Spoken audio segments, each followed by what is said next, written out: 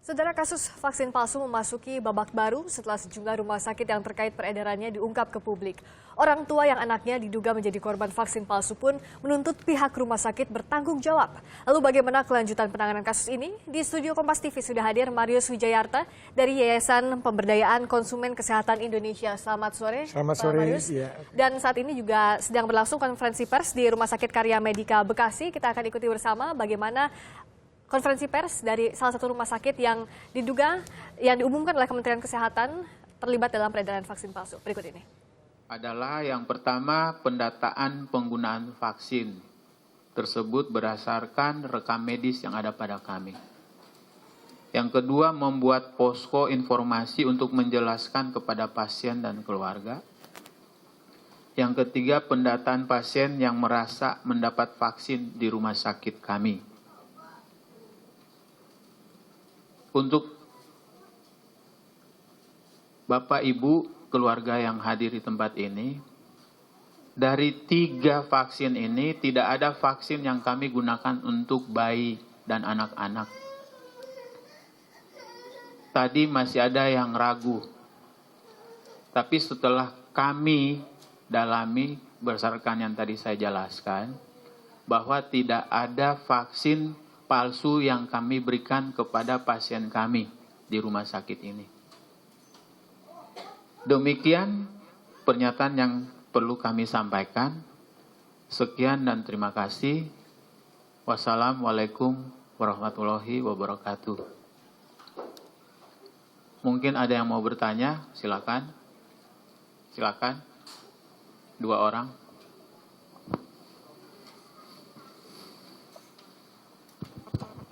Bentar.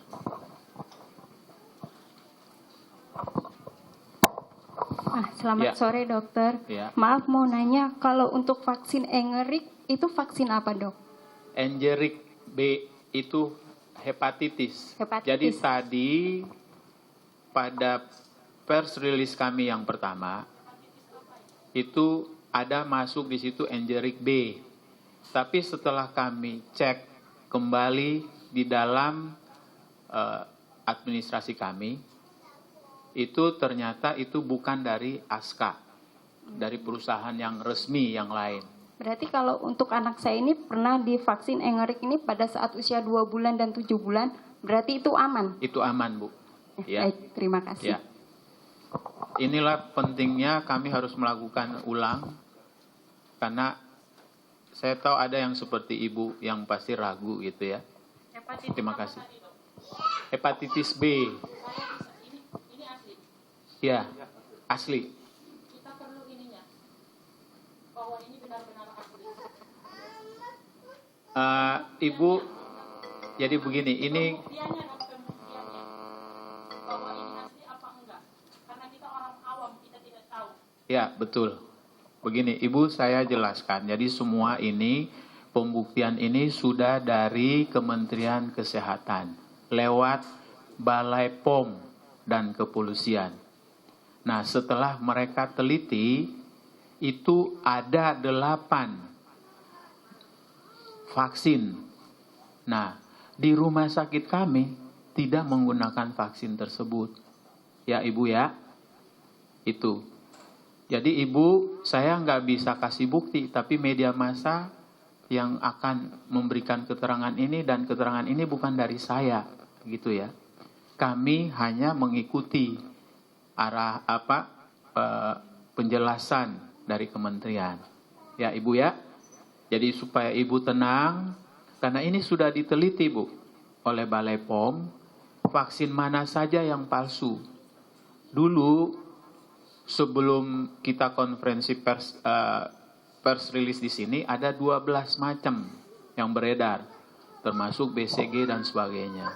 Tapi hari ini yang saya katakan jam 10 tadi dari kementerian menyatakan bahwa hanya ada 8 dan kami tidak menggunakan vaksin tersebut di rumah sakit ini. Ya Ibu ya. Izin bertanya dokter. Ya silakan Pak. Oke, gini.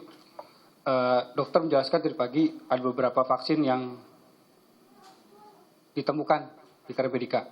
Ya. Dan di konferensi sekarang berubah kembali menjadi Ya. 3 berdasarkan hasil dari Kemenkes. Ini tadi tanya jawab dalam konferensi pers di Rumah Sakit Karya Medika. Kami akan lanjutkan lagi perbincangan bersama dengan Marius Wijayarta dari Yayasan Pemberdayaan Konsumen Kesehatan Indonesia, dan juga sudah bergabung bersama kami Ibu Maura Linda Sitanggang, Direktur Jenderal Kefarmasian dan Alat Kesehatan Kementerian Kesehatan. Selamat petang, Bu Maura. Selamat petang Mbak Friska. Bu Maura, sampai saat ini sudahkah bisa diidentifikasi selain 14 rumah sakit yang kemarin diumumkan oleh Menteri Kesehatan, fasilitas layanan kesehatan lain yang juga terlibat dalam peredaran vaksin palsu ini? Sebenarnya di luar 14 rumah sakit ini ada 8 klinik dan bidan. Iya. Ya, ini yang Jadi selebihnya masih ya. ini di wilayah Jakarta, juga di kawasan Jabodetabek. Bagaimana dengan sebelumnya? Sempat beredar Iya. juga 9 provinsi yang dicurigai beredarnya vaksin palsu. Sudahkah ada perkembangan data soal ini, Ibu Maura? Iya, sebenarnya untuk 9 provinsi itu sebenarnya temuannya adalah rumah sakit yang menggunakan pengadaan dari sumber yang tidak resmi. Jadi belum tentu palsu. Oke. Iya. Ya. Lalu untuk saat ini bentuk tanggung jawab yang didorong Kementerian Kesehatan terhadap rumah sakit yang terlibat dalam peredaran vaksin palsu ini apa saja, Ibu? Untuk vaksin ulang misalnya? Iya. Yang pertama tentu kita memberikan sanksi administratif ya, peneguran terhadap rumah sakit yang menggunakan sumber yang tidak resmi di dalam hal ini, walaupun belum tentu palsu.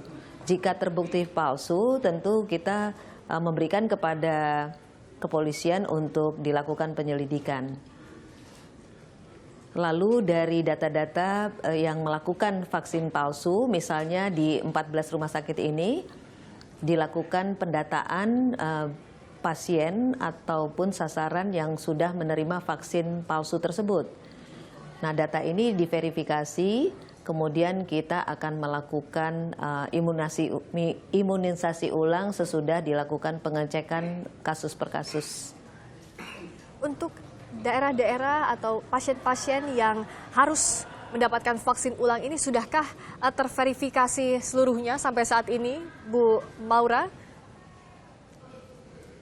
Ya, saat ini baru satu klinik bidan, terus kemudian ada 2 rumah sakit yang datanya sedang kita verifikasi. Oke. Itu di daerah mana, Bu? Itu di daerah Bekasi dan Jakarta Timur. Oke. Nah, untuk sanksi administratif ini, sudahkah dijatuhkan atau baru dalam rencana Kementerian Kesehatan untuk menjatuhkan sanksi ini, Bu Maura? Sanksi administrasi sudah dijatuhkan. Jadi mereka harus melakukan pendataan dan pelaporan. Itu untuk fasilitas kesehatan, layanan kesehatan. Bagaimana dengan tenaga kesehatan yang terlibat di dalamnya? Iya, tentu kita menyerahkan kepada penyidikan ya. Kalau memang terbukti ada pelanggaran, itu akan dilakukan pelanggaran sanksi administrasi sampai dengan tentunya pidana kalau misalnya sampai Baik. Nah, itu tadi sanksi pelanggaran pidana. Sanksi administratif yang dijatuhkan oleh Kementerian Kesehatan, Pak Marius. Sudahkah cukup sanksi-sanksi ini? Sangat amat tidak cukup, ya, yang sudah menimbulkan korban begitu banyak. Dan saya perlu beritahu ya, 14 rumah sakit itu temuan dari Bareskrim Polri. Jadi yang ada lagi nanti 37 ya pelayanan kesehatan yang ditemukan oleh Badan POM. Ya, justru saya tanya kinerja Dirjen Pelayanan Kefarmasian dan Alat Kesehatan yang sudah mempunyai kewenangan untuk melakukan pembinaan dan pengawasan sesuai Permenkes nomor 30, nomor 35, nomor 58 tahun 2014. Ya. Kalau Badan POM sebelum 2014 full tanggung jawab Badan POM. Setelah 2014 setelah ada Permenkes tersebut, tanggung jawab full di Kementerian Kesehatan. Saya pengen tahu apa kerjanya selama 2 tahun ya sebagai pembina dan pengawasan di apotek, di puskesmas, di rumah sakit. Kita tanyakan langsung ke Ibu Maura. Bu Maura, Pak Marius tadi bertanya, apa tanggung jawab dari Dirjen Kefarmasian dan Alat Kesehatan Kementerian Kesehatan untuk pengawasan ini, terutama dari 2014 sampai 2016? Iya, sebenarnya Permenkes tentang pelayanan kefarmasian ini sudah ada semenjak sebelumnya, tahun 2010, lalu mengalami revisi untuk selanjutnya, karena tidak ada pelayanan tanpa melalui standar. Seperti standar medik dan standar pelayanan keperawatan di semua vaskes. Dan itu kita melakukan pembinaan dan pengawasan. Nah sekarang ditemukan produk palsu dari luar di sistem yang memasuki rumah sakit atau klinik swasta. Oh ya, pengawasannya artinya seperti apa Bu selama ini? Ya, pengawasan itu ada berbagai-bagai aspek, misalnya seperti pengawasan produk. Ya, pengawasan produk itu dilakukan oleh Badan POM, baik itu pre-market maupun post-market. Dan karena ini adalah produk ilegal, jadi seyogyanya produk ilegal itu tidak memasuki jalur legal. Ya. Oke. Nah, tapi Itu salah satunya. Kenapa ini pertanyaannya bisa bobol Pak Marius? Apa yang dilihat Jadi begini, dari pengawasan ini? Saya sendiri sudah melakukan investigasi, ya. Bahkan DPR Komisi 9 sudah mengajukan usul dilakukan revisi Permenkes 30, 35, 58 tahun 2014, diberikan waktu 15 hari. Bahkan tadinya usulannya dicabut Permenkes itu, dan ada lagi Permenkes yang terbaru nomor 2 tahun 2016, semua kewenangan dan kewajiban Badan POM dicabut oleh Kemenkes, tapi dia tidak melaksanakan. Ya, jadi nggak usah belok sana belok sini. Ya, saya juga investigasi, dasarnya ada. Bahkan saya dapat bundel. Ya, saya tanya ke Badan POM, satu bundel dari Badan POM.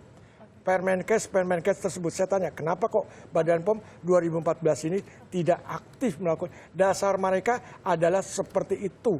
Benda buktinya ada tulisan ini dari Badan POM. Jadi mereka tidak bisa melakukan pembinaan pengawasan karena sudah dicabut kewenangannya oleh Direktorat Jenderal Direktorat Jenderal Pelayanan Farmasi dan Alat Kesehatan. Di situ ditulis di Permenkes itu, kalau yang nomor 30 Pasal 8, pembinaan dan pengawasan di puskesmas, tanggung jawab Kementerian Kesehatan. Jadi yang paling bertanggung jawab setelah siapa? 2014, Kementerian Kesehatan, Dinas Kesehatan. Kemarin pada acara talk show salah satu televisi, Jadi artinya yang paling bertanggung jawab saya adalah tanya dengan pemerintah Dinas di sini. Kesehatan. Dinas Kesehatan Provinsi tidak pernah dihubungi Kementerian Kesehatan sebelum ada kasus seperti ini. Bu, saya akan konfirmasi ke Bu Maura, apa betul selama ini Dinas Kesehatan tidak pernah diajak berkomunikasi oleh Kementerian Kesehatan dalam hal pengawasan ini? Ya, saya pikir ini di luar konteks ya. Kita sedang melihat vaksin palsu dan bagaimana caranya sampai vaksin palsu itu ada. Sedangkan ini berbicara tentang Permenkes yang sebenarnya bukan menghalangi untuk adanya pengawasan terhadap produk. Yang jadi pertanyaan tadi adalah apakah ini berujung pada lemahnya pengawasan sehingga beredarnya vaksin palsu, Bu Maura? Iya, pengawasan produk memang seyogyanya diperkuat supaya tidak dimasuki oleh produk-produk ilegal. Ya, produk-produk itu ada di jalur ilegal dan ada di jalur legal, tetapi seyogyanya tidak dimasuki oleh produk-produk ilegal. Oke, kita tahan dulu sampai di sini. Kita akan lihat bagaimana sebenarnya bisa ada vaksin yang masuk lewat jalur ilegal maupun legal yang tidak terawasi dengan baik. Kita akan membahas usai jeda di Kompas Petang, dan kami juga ajak Anda untuk berpartisipasi dalam dialog kami di saluran interaktif. Kami kembali sesaat lagi.